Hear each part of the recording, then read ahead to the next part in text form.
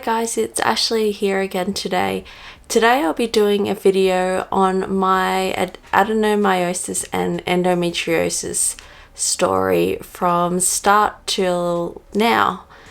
As some of you may or may not know, endometriosis affects 1 in 9 Australian women, and it usually takes about 6.5 years for an official diagnosis.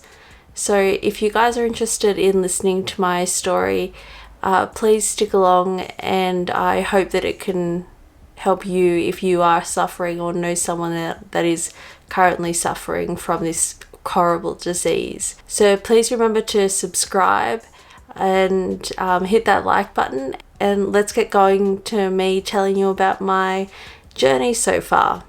So what is endometriosis? Endometriosis is a common disease where tissue similar to the lining of the womb grows outside it in other parts of the body.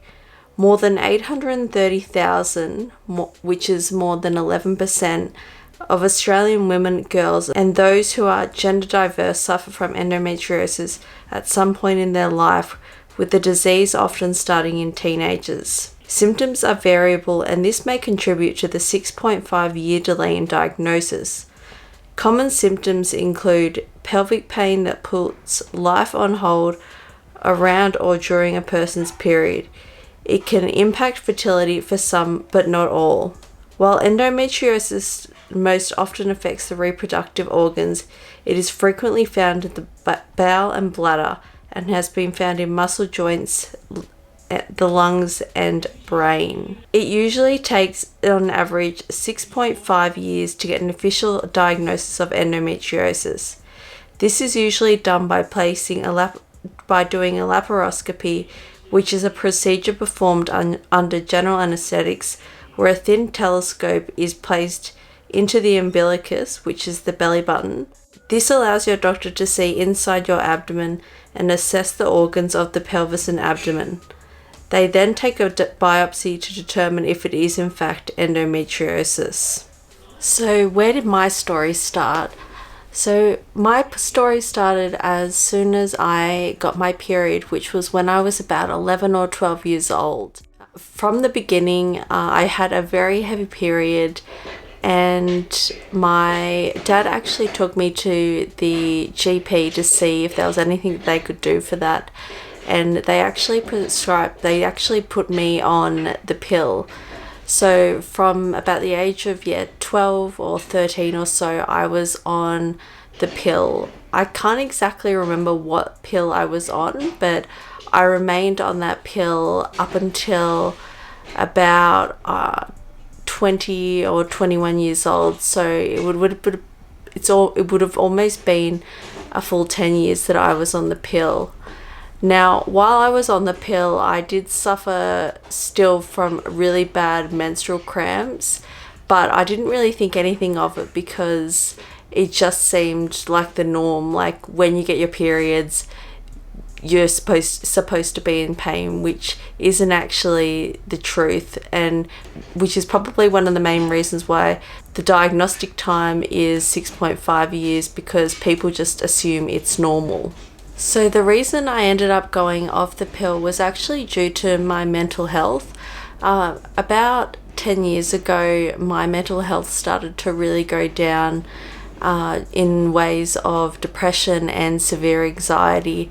So the doctor suggested that possibly it could be the pill that was affecting my moods and my depression, so that's why I decided to actually go off it. So since then, I have actually been on numerous antidepressants because I still suffer from depression and anxiety, which has actually been worse lately due to my endometriosis being so bad. So I found out that I had endometriosis about 3 years ago when I had my first son. So the pain had always been there with my periods. They were always super heavy, but after giving birth I started to realize that I was getting more and more pelvic pain even when I wasn't on my period. So I did actually see a lot of doctors to see what it could be. A lot of them did suggest that it possibly was, just my diet, or that I had adhesions from having a C-section when I had my son. So I didn't actually even think that I had endo at all during this time. I thought it was probably just adhesions from my cesarean. I ended up having a lot of tests done to see if it was anything else, but they all came back with healthy results. So the doctors actually referred me to a surgeon, and he actually suggested that I see a gynecologist because he thought that I could possibly have endometriosis. So that was a little bit of a shock for me. So in January of 2021, I believe, which was just last year, I saw a gynecologist who referred me to have a laparoscopy and it was really quick. It only took me, I think, a month before I was put in to have a laparoscopy. And this is where he discovered that I had endometriosis. This is when I found out that I had endometriosis. So what he did was actually perform ablation surgery with the laparoscopy. So that's when they actually just burn the top bits of the endometriosis that they can see. So after this, I assumed that I would have had kind of instant relief, other than just the general pain from being in surgery. But unfortunately, I realized that it started to just progressively get worse and worse and worse. So what I did was I actually saw my gynecologist again, and he said to me that I should probably go on a drug called Cinerel, which is a drug that puts you into menopause, which was something that I wasn't that particularly interested in. So I got another referral to see another gynecologist who actually performed an internal ultrasound. And just from this internal ultrasound, he actually discovered that I had endometriosis still, and it was all over my bowel, my bladder, and all around my pelvic wall. So the cause, and he also discovered that I had a thing called adenomyosis. So what is adenomyosis? Adenomyosis occurs when the tissue that normally lines the uterus, endometrial tissue, grows into the muscular wall of the uterus. The displacement tissue usually continues to act normally, thickening, breaking down, and bleeding during each menstrual cycle. An enlarged uterus and painful heavy periods can result in this. So after I found out that I had adenomyosis as well as endometriosis, we looked into what kind of therapies I could have to reduce my pain. So one of the first suggestions was going and having the Mirena inserted into me, which is kind of like this hormone drug that they put into your cervix, and it's supposed to release hormones to help you not have a period, and also try and reduce the thickness of your line, like your uterus lining. So I had that done just at my GP's office. They didn't do it under any general anesthetic or anything, so I was completely awake during it, and I have to admit it was actually very painful. They did say that it's best to leave it in for 3 months or so, because it can be in, I believe, in your body for a couple of years. But after about a month, no, not even a month, after about a week of having the Mirena inserted, I was in immense pain. So I actually went back to the doctor and had them remove it. So after it was removed, I went back to my gynecologist who recommended the Mirena, and he suggested that really the only way that we could get rid of the adenomyosis was to have a hysterectomy. So that's what I ended up having to actually get. So before I had my hysterectomy, I made sure that I saw a psychologist because mentally I wasn't doing too well. As many of you may know who also suffer from any kind of chronic illnesses, when you're always in pain, it can really bring your mood down because you can't do the things that you often like to do. And it's a very hard thing to kind of get your head around, because knowing that you are having your uterus removed, it really affects your mental health, because I kind of had to come to terms with the fact that I wasn't going to be able to have any more children naturally, and I was also going to just be losing, a part of me. So I highly recommend that, if you yourself have to go through a hysterectomy because of endometriosis or adenomyosis, I think it's really helpful to see a psychologist, just so you can discuss how you're feeling and for them to give you some pointers as well on how to manage and cope with it. So my hysterectomy. So what happened with my hysterectomy was it was actually a pretty quick turnaround from seeing the gynecologist. So I think I only had to wait about 6 weeks or so before I had my uterus and cervix removed.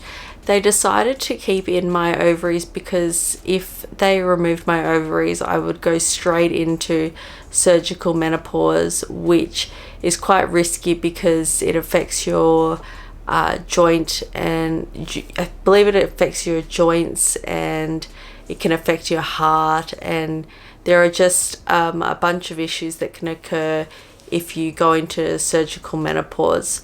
So that's why he decided to actually keep my ovaries in. I guess the only upside to having the hysterectomy was the fact that I knew that I would no longer have a period, which is great.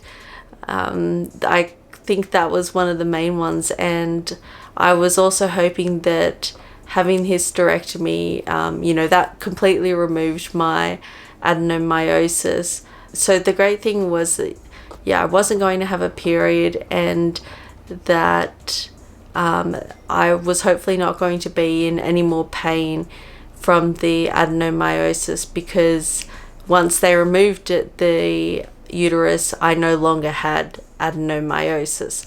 So I knew that that was going to be a long recovery time. I didn't realize how long it would actually be. So I think all up, my recovery time was, they said 6 weeks, but it was much more than that. It was really intense on my body, and I was in a lot of more pain than what I actually expected that I would be in. So some of the effects of having the hysterectomy were also mood changes as well, because I couldn't actually do anything for the first 6 weeks really. Just as you may know, when you just have to sit around all the time and not really do anything, it really brings you down. So my anxiety and my depression actually really came through during this time, and I actually felt quite useless as a person when I shouldn't have. It was just part of the recovery period, but it was really hard for me to try and see the light at the end of the tunnel. So for some of the treatments after I had my hysterectomy was seeing a pelvic floor physio. She has been absolutely so helpful. I like to see her at least once a month, and she just slowly introduces movements in, just so it doesn't affect me having more flare-ups, etc. So I definitely recommend, if you do get a hysterectomy, seeing a pelvic floor physiotherapist. So even after having my hysterectomy, I thought that would be it, that I would be in no more pain. I would be able to live my life like what I used to. I expected maybe a little bit of pain, but that's about it. So just recently I had my 6-monthly checkup with my gynecologist, and unfortunately my endometriosis has actually already started to grow back. And that would be why, and that's why I'm still currently in pain. Like, I'm in pain at the moment. I'm wearing my I'm Fine attire pajama bottoms with the heat pack inside them. I really recommend these pajamas. They're great because they're nice and loose. You get a little heat pack. I'll show you the little heat pack. You just get this little heat pack here. And what you do is you actually insert it. There's a little hole in the pants, and you just insert it in there, and it just means that you can have some warm therapy to try and alleviate some of that pain. Another thing that I have used to help relieve my pain is my TENS machine from Zoetech. So here is the TENS machine, and what you do is it's got a sticky back, and you just attach it to your pelvic area, and it kind of pushes out like a little electric currents, which help the pain. So I really recommend a TENS machine as well. Zoetech has kindly given me a discount code for you guys, so just if you want to have a look at Zoetech, I'll leave the information below. But if you use the code ASH20, I believe, you can get 20% off your TENS machine order, which is great. So yeah, after seeing my gynecologist and knowing that the endometriosis has actually come back, it meant what he told me was, and this was just from a internal ultrasound, was that now my ovaries have actually reattached themselves to my pelvic wall, which is why I'm still experiencing really bad pain. So I'm still quite heavily medicated on some strong painkillers, because every day for me, as soon as I wake up, I'm in pain, and it's really started to affect my mental health even more. I feel I'm here, but I just don't feel as present. Like, I feel really tired and lethargic, and I'm just having a really hard time just every day. I just kind of take every day as it comes and just try and get those little wins, like, spending an hour with my son, or, being able to go out shopping with my family. I just count those as little wins for me. So if there are any other endometriosis or adenomyosis or chronic pain sufferers out there, please know that you're not alone. There are a lot of us who experience this, and it's just a terrible, terrible disease. So the plan now, after discovering that the endometriosis has grown back, is that I actually saw a pain specialist here in Canberra who has actually recommended that I get a thing called ketamine, or I think that's the right way, infusions, which means that I have to be in hospital for a week while they, I guess, pump me full of ketamine, and hopefully that will be able to help with my depression and anxiety, but most of all relieve my chronic pain instead of having to rely on my heat packs and my TENS machine and my medication. So another recommendation I also have for relieving the pain in the meantime is also one of my heat packs that I got from Happy Uterus, who has also kindly offered 10% discount on her items. I'll leave a link down below, but I believe it's welcome 10, and that means you'll get 10% off your order. She's her name's Natalie, and she runs the company out of her home, and she's just a lovely lady. So if you do need a heat pack, and hers are quite long, I really suggest going to the Happy Uterus to get one of those. So now it is pretty much a waiting game. I only saw the pain specialist yesterday, and he said it could be any time from, this weekend till a month or so. It just depends on when the beds are available at the hospital for me to be able to get these ketamine infusions.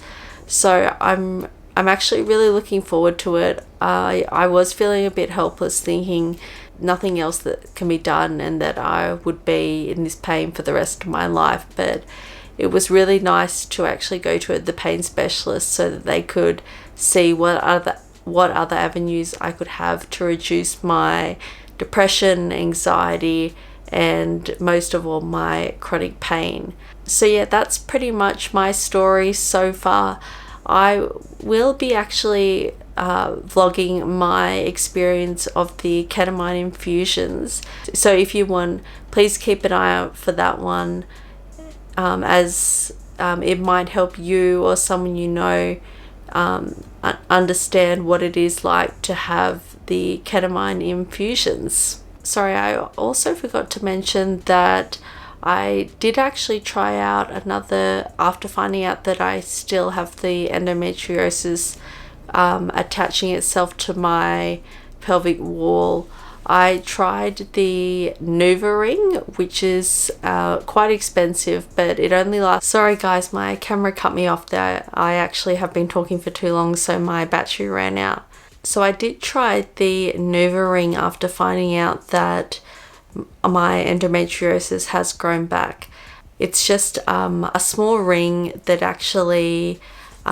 it's a localized hormone thing which actually can help you, which is supposed to stop you from ovulating, because I'm finding that when I'm actually ovulating, that is one of the main times that I'm actually in a lot more pain, because obviously the ovaries are expanding, and because they're attached to my pelvic wall, they cause me a lot of discomfort. So having the Nuvaring was supposed to reduce this, but unfortunately I did try out the Nuvaring and it actually was causing even more pain, so I did have to take that one out. So that's it for today, guys. That was my endometriosis and adenomyosis journey so far. I really hope that this helps people who are suffering from it, or from someone that you know, a loved one that's suffering from it, and I hope it can kind of give you a better understanding of what someone who has endometriosis has to go through. So I really hope you like this video, and please remember to subscribe so you can see more of my content and my experience through the ketamine infusions. So I'd really appreciate any kind of support with this. And I would also, if you have a little spare bit of money, I would also consider maybe donating to Endometriosis Australia, because they are doing a great job in trying to raise more awareness of this chronic disease and trying to find ways of helping those who are suffering from it. So yeah, hopefully I see you guys soon, and hopefully it'll be after my ketamine infusions so that I can give you a full rundown of what it was like and how I'm actually going. But at the moment I'm not going too well, but fingers crossed the ketamine infusions help me. And with that, I will say goodbye and thank you again for watching. Okay, thanks. Bye.